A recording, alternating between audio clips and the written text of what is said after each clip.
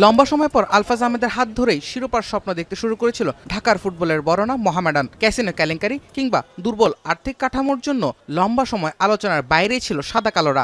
লড়তে হয়েছে অবনমন এড়াতে। তবে নিজেদের ঘরের ছেলে আলফাজ আহমেদের হাত ধরে প্রথমে ফেডারেশন কাপ, পরে লিগ শিরোপাও ঘরে এনেছে মোহামেডান।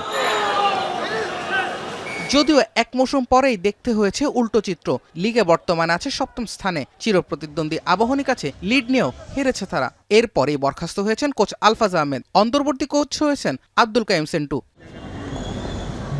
ক্লাবের পরিচালনার সঙ্গে যুক্ত সাবেক স্ট্রাইকার জসিমউদ্দিন জসি লিগে এমন অবস্থার জন্য আর্থিক সক্ষমতা না থাকাকেই দায়ী করছেন। গত বছর লিগ চ্যাম্পিয়ন দল এই বছর টিম করতে পারে নাই আর্থিক সংকটের কারণে। আর তার সমস্যা এই টিমটা প্রফেশনাল ফুটবল খেলছে। এই টিমের কোনো মাঠ নেই। 8টা-9টা জায়গায় ঘুরে তারপরে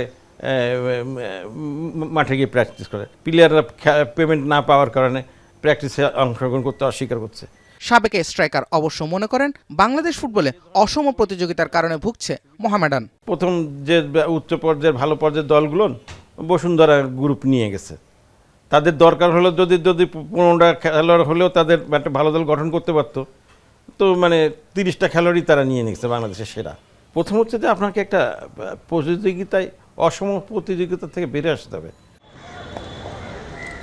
অবশ্য নির্বাচনের পর দায়িত্ব পাওয়া নতুন কমিটি মোহামেডানের উন্নতি ঘটাতে পারবেন বলেও বিশ্বাস করেন ক্লাবের সাবেক এই খেলোয়াড়। জুবায়ের আহমেদ, এখন, ঢাকা।